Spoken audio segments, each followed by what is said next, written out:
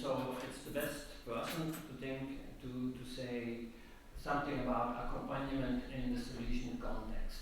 His PhD, his doctoral thesis is published. You can find it, I saw it in the bookshop by LDT, Accompanimento dei Giovani, and also the Moscow Publications, the English editor, also published the English version of his PhD, or a little bit more simpler, easier, because PhD degrees. Okay, that's enough to present Louis. I will give you the floor. Okay, thank you. Okay, so thank you. I will be presenting in English, but all I'm saying is translated into Italian on this side of the slide. Can you hear me okay? Okay. So I'd like to start off with an opening reflection from the film Moana. I love these Disney cartoons because not only are they creative and artistic, but they always have this profound message.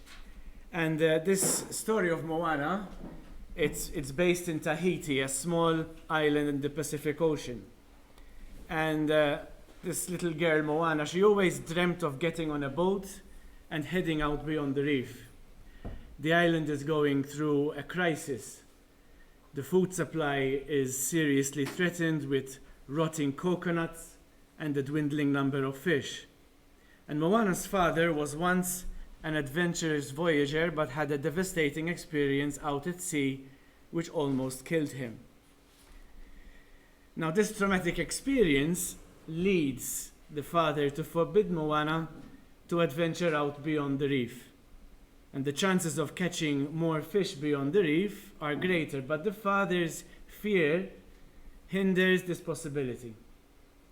Now, accompanying young people in their journey is about facing up to our own fears and resistances and giving young people that freedom to choose. I'll be showing you a clip from this film, but I'd like you to pay attention to these quotes. I'm curious about that chicken eating the rock. He seems to lack basic intelligence required for pretty much everything. Should we perhaps cook him? And then Moana says, sometimes our strengths lay beneath the surface. In another instance, we see Moana has just become chief in command, and people start coming to her with problems. I'd like you to notice her initial solution for the diseased coconuts is to build new trees somewhere else. It's a very cosmetic and immediate solution, but it does not really deal with the real issue. With regards to the lack of fish, Moana soon realizes that the root of the problem is deeper, and she suggests that people go fishing beyond the reef. And we have this little discussion between the father and Moana. The father says, we have one rule, no one goes beyond the reef. And then Moana says, an old rule when we had fish, a rule that keeps us safe instead of endangering our people. So let's take a look at this clip. So, as we were saying in this clip, the father was not dealing with his own resistances, his own fears, and he was stopping a whole process which could have led to healing and to spiritual growth, So, I think that's something we have to keep in mind. If we are going to be offering accompaniment, we ourselves have to face up to our own struggles and our own resistances. Now, before going into what makes Don Bosco's style unique, I'd like to consider the challenges we have today and keep in mind a few important aspects. We live in a culture that promotes image, and when faced with problems, we often respond with cosmetic solutions which only offer a very temporary solution. In our work with young people, we have to identify the core issues we are facing and establish why. What is happening in the world of our young people? And why are young people the way they are? If we don't answer these questions, how can we possibly attempt to accompany them? Now, knowledge and experience. It's not enough to have experience. We have to have knowledge. We need to know what we're dealing with. Just because we have experience is not enough. I'd like to show you this little funny clip here. It shows just how important it is to study and to research before doing something.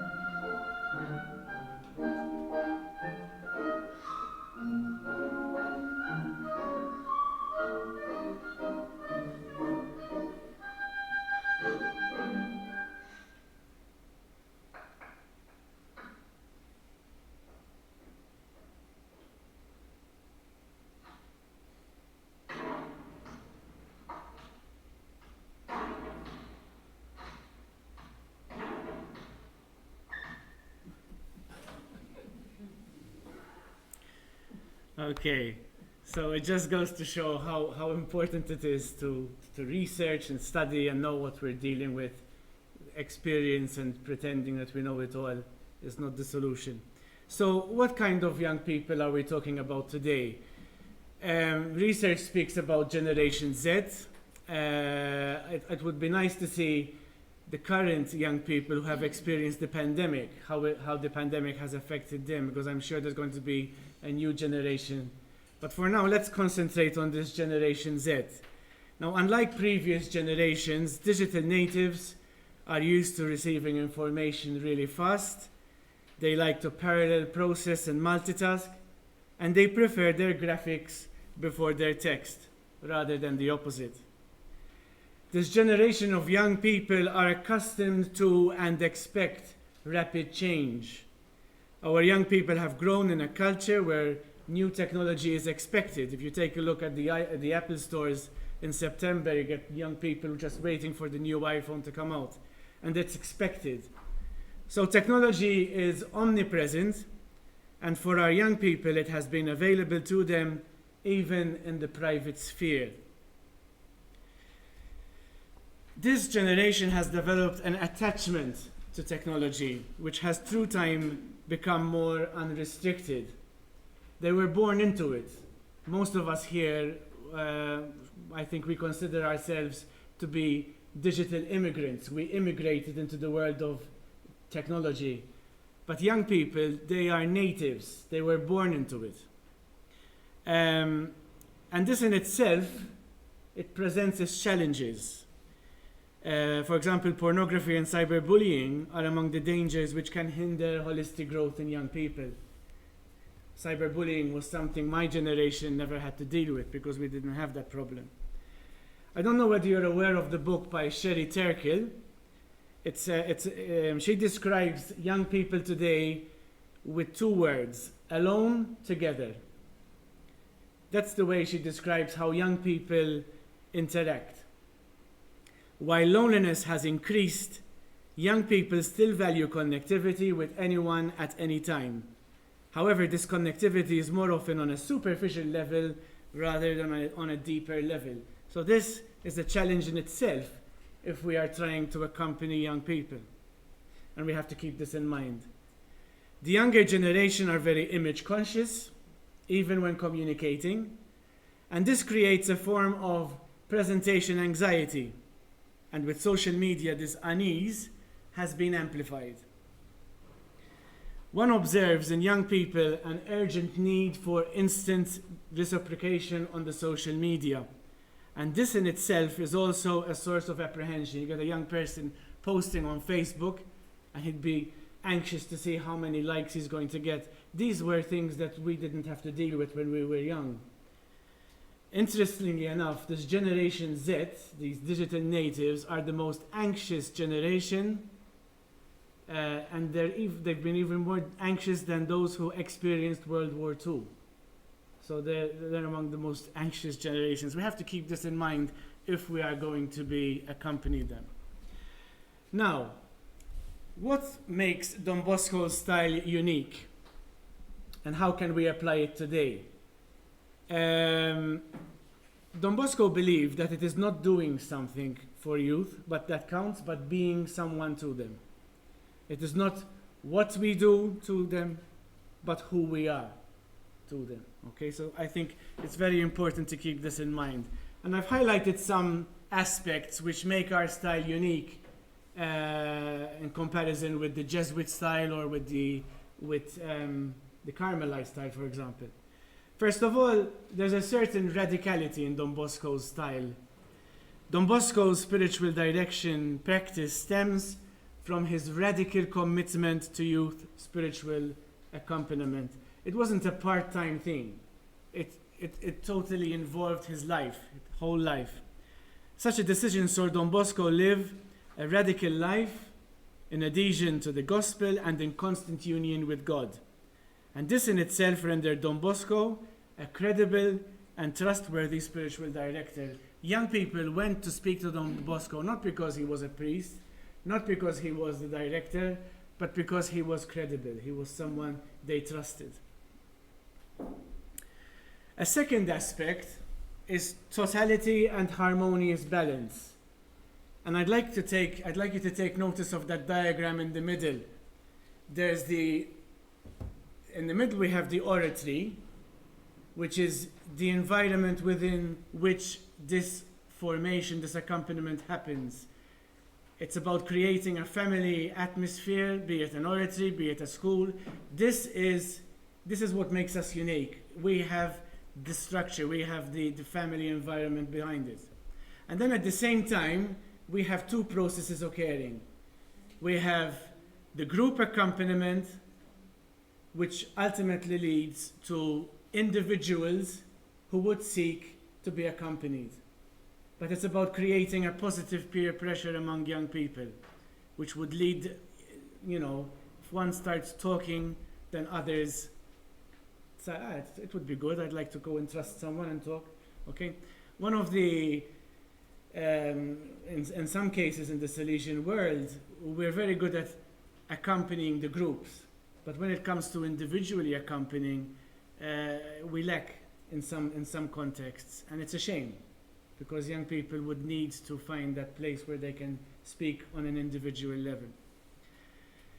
And then up on top, there are two other things. There's the informal approach and the formal approach. Unlike other styles, they only have the formal approach. You have a meeting with a spiritual director every 3 weeks, and you meet up with the spiritual director. For us, that is only part of it. The formal approach is regular and is based on agreement. And in this approach, consent is given to be guided, and it gradually develops over time. So a young person seeks a person who is qualified to accompany and is accompanied, okay, in a formal way. But that is not enough in the Salesian context. We also have the informal approach. The la parola all'orecchio, accompanying in the pitch, in those informal moments, various members within the oratory environment can contribute to this holistic growth. So this is what makes Don Bosco's style unique. It's a holistic style, and it's not just contained to a meeting once every 3 weeks or whatever, okay? Don Bosco's style is also built on 3 columns. The first column consists in a spiritual relationship or dialogue established between the young person and the spiritual director. Then we have the second column, which is the optimum environment, within which the companionship is built. And then we have the third column, which is the active role which is given to the young person. Don Bosco often used to choose young people to offer help to those in need. L'angelo custodio, someone who was close and could offer help. Making young people protagonists in their own spiritual growth is very important for Don Bosco, okay? A fourth element is happiness. Don Bosco lived in a time where there was a very rigoristic style. Religion was considered, it's all about punishment and damnation, and Holy Communion was only for those who deserved it, not for those who needed it. That was the culture in which Don Bosco was brought up in. But he changed that. He brought happiness into it, okay? The pursuit of happiness manifests itself through a profound sense of joy, and this characterizes Don Bosco's style. I'd like to quote from a film. It's also a book, To Save a Life. It's a very good film. I don't know whether anyone has seen it. It's an American film. It's done by a youth worker in the States. And he has this very interesting quote. He says, they did a survey to find out the places that people least like to be. And some on the top of the list were the doctor, the dentist, the principal's office. But you know what the number one place was? Church. Boring, judgmental, hypocritical. Why is it that so often we can be the exact opposite of what this teaches? That's not how it's supposed to be. This is supposed to be a place where you don't have to pretend like you've got it all together or that you don't have any problems. A place where you can come and be who you really are and not feel judged. Now I feel that this really summarizes Don Bosco's oratory. This is how the oratory should be. Those coming from the English-speaking countries would know about this guy, Dave Allen. He's an Irish comedian from the 1960s, 70s. And he jokes about his time in a Catholic school and how he experienced religion. Just take a look at this. I went to school in a little village called Rathfarnham, County Dublin. My first day at school was common. Long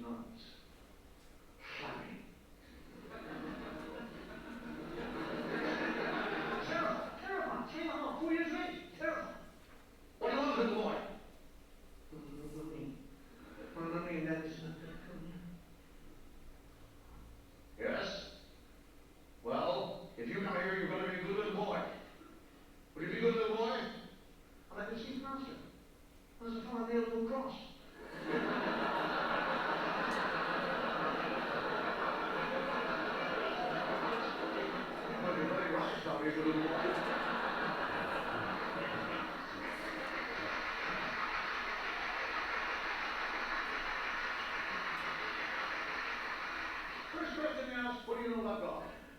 I don't know anything about God. Who? God? Who's God? God? You do not know who God is? Sister? Sister, we have an atheist here.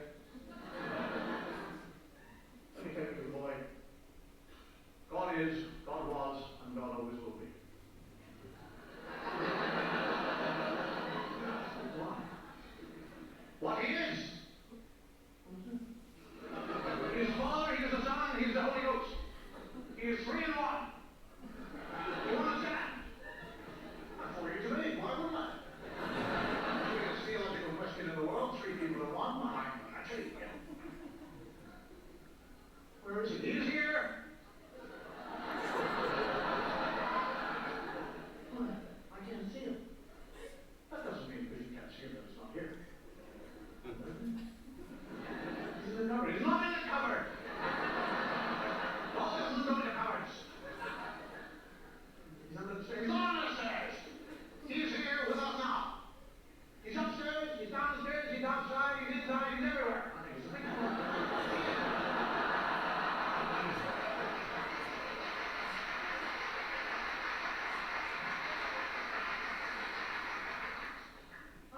do you love him? Do you love him? I don't know. I've never seen him. God loves you.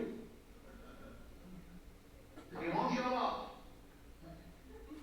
But if you do not give him your love, he will cast you into everlasting flame. He will cast you into everlasting flame. Have you ever burned yourself? On the candle. What was it like? Smoke. Can you imagine that pain all over your body? That's what will happen to you if you do not love God. What do you think of that? I don't know.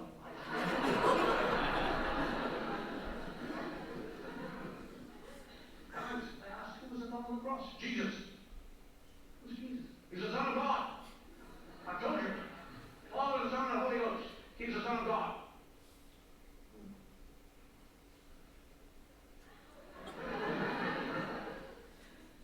He was born on Christmas Day and died on Easter. I didn't believe it. Hang around, did he?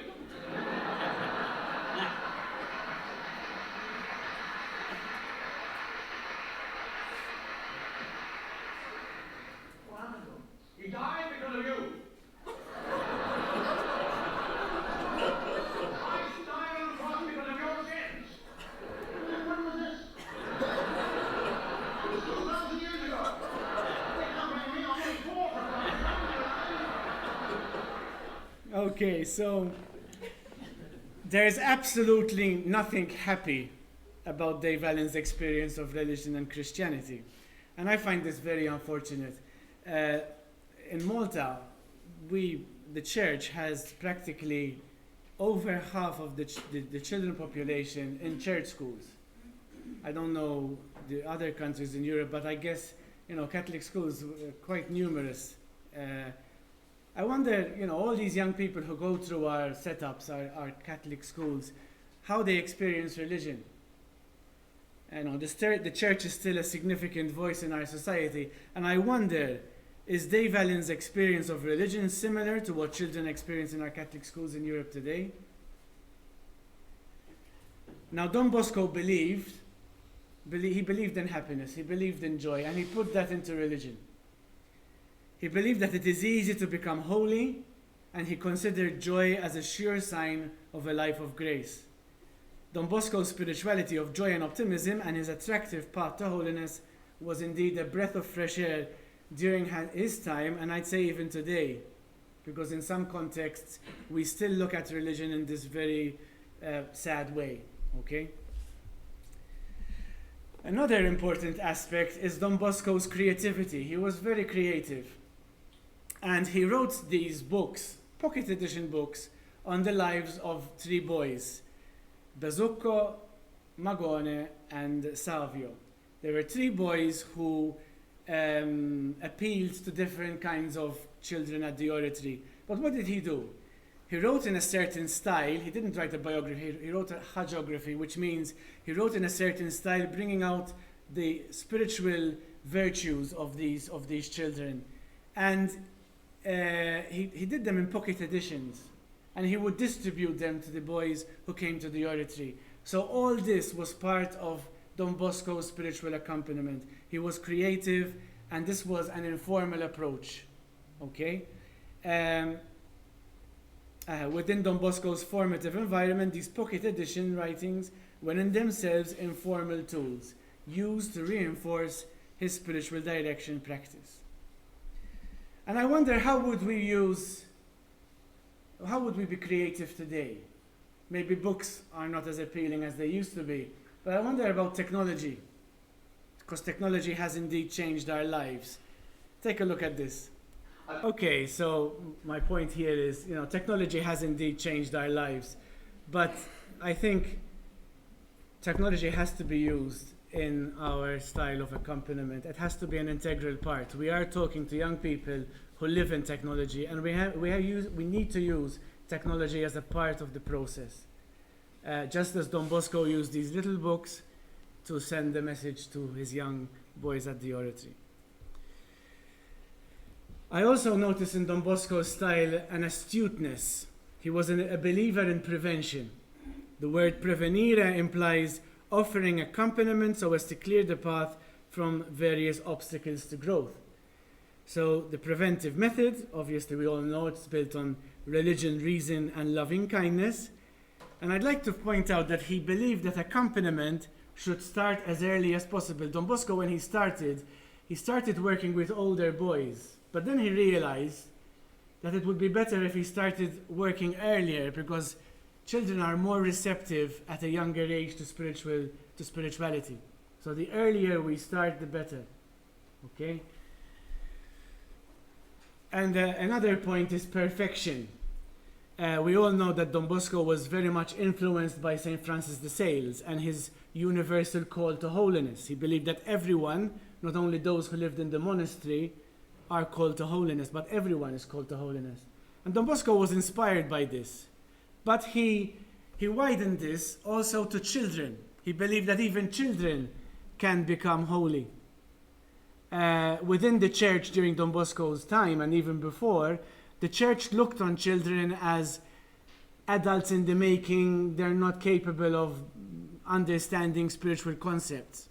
And what's interesting is that before Don Bosco's time, many of the children that were recognized by the church as saints became saints because they died martyrs, or for chastity, But then, after Don Bosco's time, there's been a lot of beatifications and canonizations for boys recognized, or boys and girls recognized for their heroic virtues and spiritual ability, So Don Bosco was capable of understanding and believing that children can achieve holiness. And I believe that he had a very important role in the way the church changed its view on children.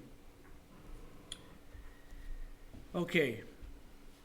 So, to conclude, I'd like to mention the core issues in youth spiritual accompaniment, just to reflect. So, while offering spiritual guidance with children and youth, most of us would ask, what should I say? What book should I read? What answers will I give? What discussion should I evoke? The core difficulty in accompanying children and youth doesn't concern words. The issue is much deeper. And I'd like to quote a certain Mark Iacomelli in his book, Contemplative Youth Ministry.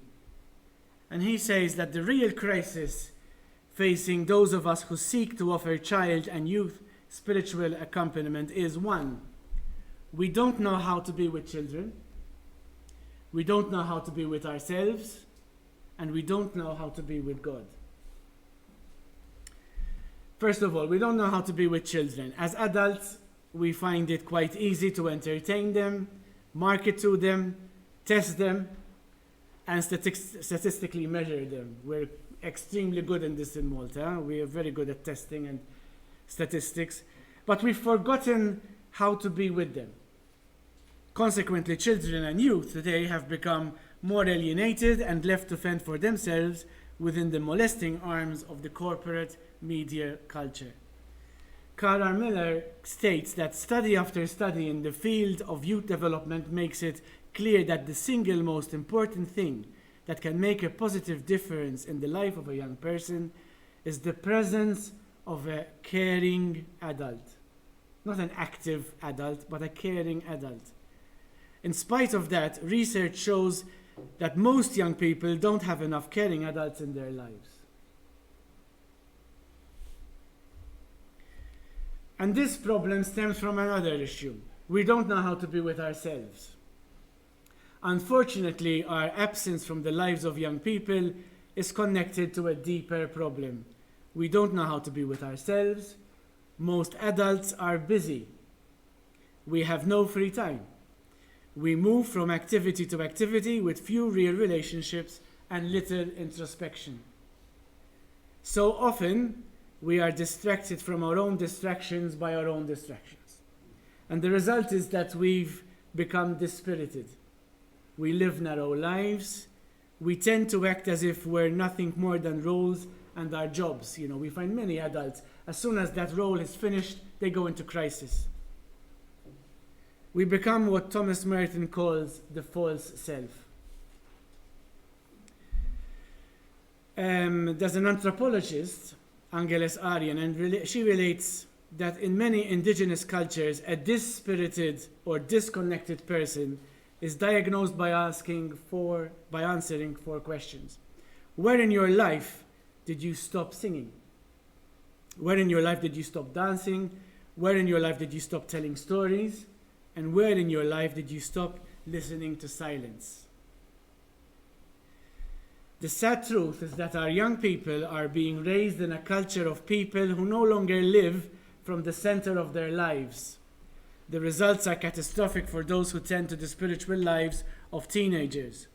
Anyone who befriends young people know that they're people of spirit, people drawn to song, dance, story, and silence. We cannot hope to touch the hearts of young people if we have lost our own spiritual rooting. And then the third issue is we don't know how to be with God. In the church, we love to debate God, defend God, protect or promote God. And we talk to God, praise God, and even serve God. The one thing for which we have little time or patience is actually spending time with Him. So if we want our young people to live lives of faith, we ourselves as adults, we need to live into the presence of Jesus. If the Christian faith is to offer any light, love, or truth to young people, we have to move beyond words. We have to be credible, radical, just like Don Bosco was. So what are the basic attitudes towards young people that we have to have if we are to accompany? And I would say that there are 4 attitudes that we have to have. The first one is a willingness to meet them where they are. The person offering accompaniment must have a real desire to meet with young people where they are and become a part of their lives. In faith, the adult companion needs to believe that the youth who come for accompaniment are sent to us by God. And these are the young people God wants us to meet today. Rather than saying, I'd rather accompany these. These are the young people we're supposed to be accompaniment, and we accompany them willingly. A young person will feel if we really want to accompany them or not. We have to ask, do I really want to meet with these young people? Without this authentic desire, there can be no real accompaniment.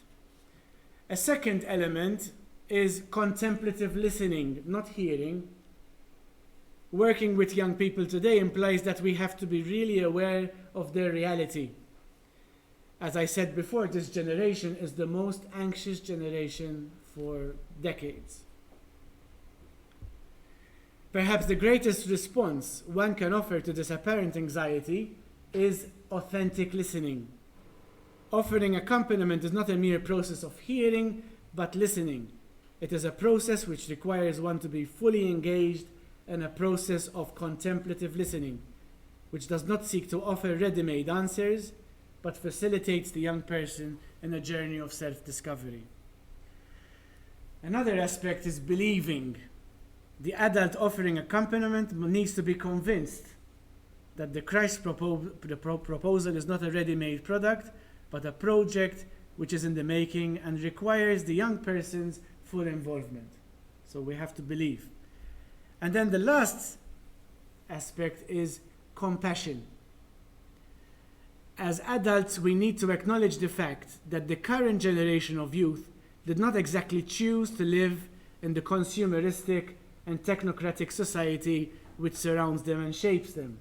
This world has been created by us, our generation, and then we judge them. What right do we have to judge them? We are the people who created this aquarium in which they live in. Growing up in such an environment is not easy, and we have to keep that in mind. And without real compassion towards young people in such a challenging culture, we can never really offer them with true love and understanding. And our accompaniment is not individual heroic youth accompaniment. It's not a one-man show, but it's collaborative. It's something we do as a group, as a family. This is what makes Salesian accompaniment unique. We create that family environment within which the whole family contributes towards the spiritual growth of the young person. Young people need to see adults working together. Just imagine the impact that would have on young people. The Oratorian community environment should indeed be the Salesians' unique response to a void which has been created due to an individualistic mentality which dominates our secular Western contemporary culture. Our young generation need to know that working together is possible. Okay? So I can conclude there. Thank you.